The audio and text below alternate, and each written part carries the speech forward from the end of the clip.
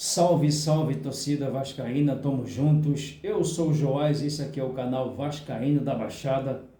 Quero pedir a você mesmo aí que não é inscrito no canal, se inscreva no canal.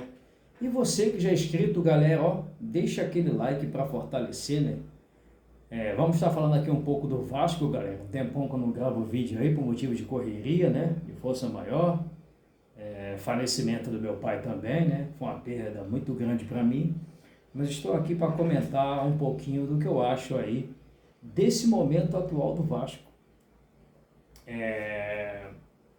O que leva o torcedor do Vasco a crer num Vasco melhor? Deixa nos comentários aqui embaixo. Eu vou estar falando algo aqui que eu acho em relação ao Clube de Regata Vasco da Gama, que é Vasco SAF, né? A gente sabe que é desse jeito que funciona as coisas do Vasco da Gama. O Vasco, galera, ele fez uma campanha no Brasileirão que poderia brigar por Libertadores, né? Não foi possível, o time não teve consistência para entrar em terceiro, quarto colocado ali para brigar pela pré. A quarta vai direto, né? Quinta, sexta posição. Isso requer o quê? Um clube que tem que ter um elenco forte, preparação física excepcional, e isso o Vasco não teve. Ficou muito claro para o torcedor, para muita gente, que o Vasco não pode disputar 3, 4 competições, que é tipo Copa do Brasil, estadual, uma vaga na Libertadores, e disputar o brasileiro ali em alto nível para tentar ser campeão ou alguma coisa do tipo. Então o Vasco não tem esse material humano para isso. Seria o ideal do Vasco brigar pela uma competição só. Alguém pode falar, Joás, mas você está achando que o Vasco tem que abrir mão dos outros campeonatos? Não, não é isso. É se preparar para ter condições de disputar mais de um campeonato. Que é assim que os grandes clubes fazem. Ter jogadores melhores no banco de reserva. Não adianta ter 11 jogadores. 11 jogadores você não vai a lugar nenhum. Você vai ter problema físico. Porque a primeira coisa que o futebol te entrega hoje é a preparação física. Você tem que ocupar os espaços sem a bola, em 52,5 metros, e atacar o campo inteiro quando você tem a bola, ter a posse, alguma coisa do tipo. Isso requer o quê? Preparo físico dos jogadores.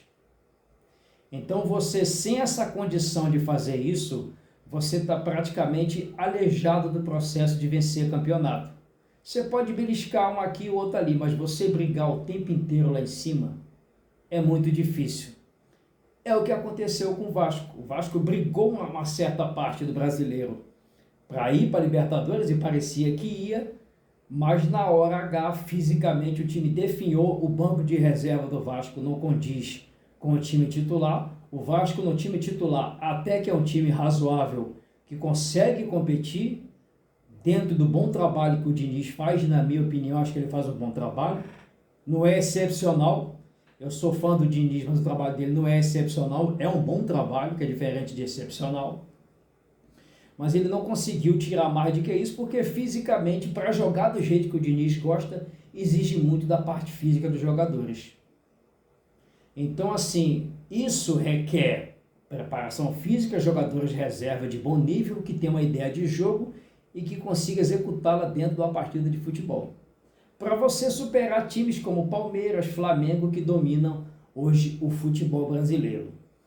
A gente acaba se frustrando de não ter ido para a Libertadores, da forma que foi, acaba tendo uma sequência de derrotas que não era para acontecer, mas expliquei aqui, pela parte física ruim, de não ter reposição, você acaba não fazendo o que deveria fazer.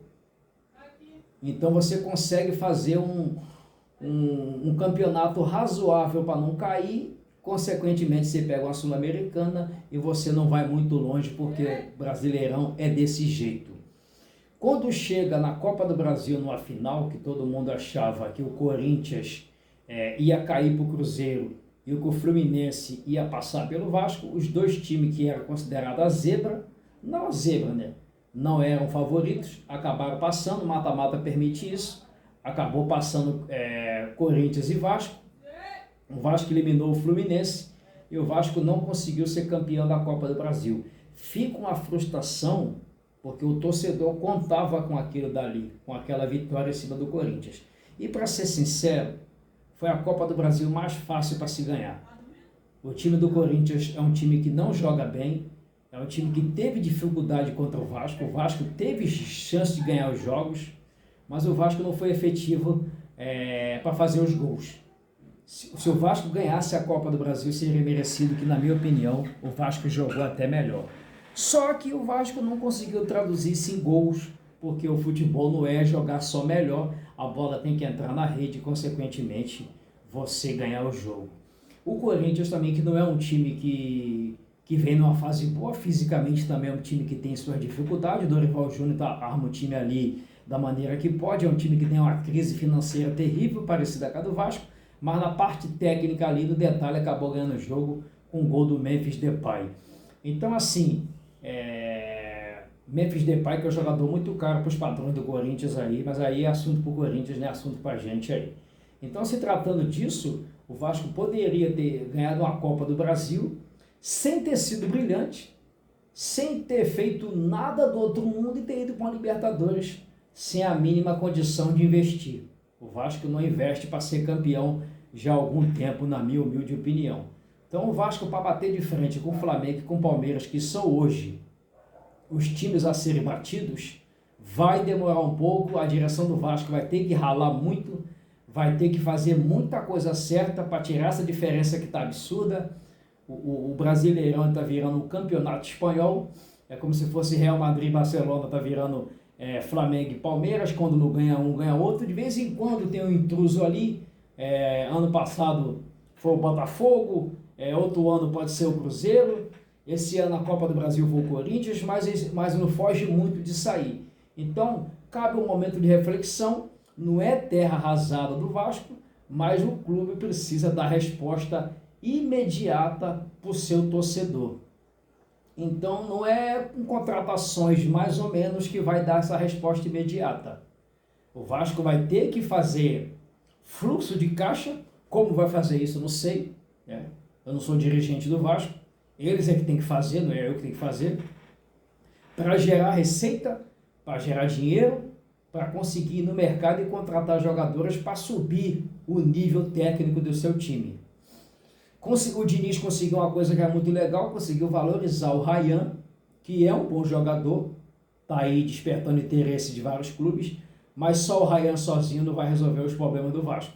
O Vasco precisa de vários Ryans no plural para resolver o problema. O PH é um bom lateral, o Léo Jardim é um bom goleiro, o Cuesta é um bom zagueiro, o Robert Renan é um bom zagueiro, mas não tem reserva.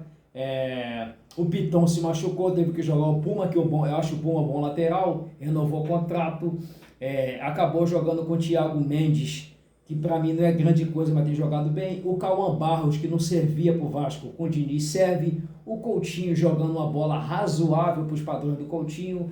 Aí você tem o Nuno Moreira, que é um cara operário, que joga de atacante, mas vem buscar a bola pelo meio como volante às vezes. Aí você tem na outra ponta o Andrés Gomes, que vem melhorando, e na frente o Ryan centralizado.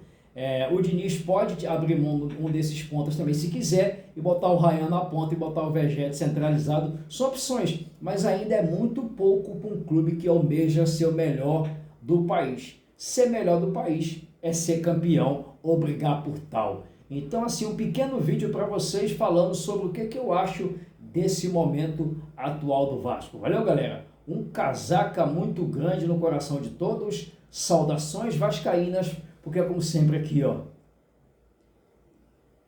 É muito Vasco. Valeu, até uma próxima.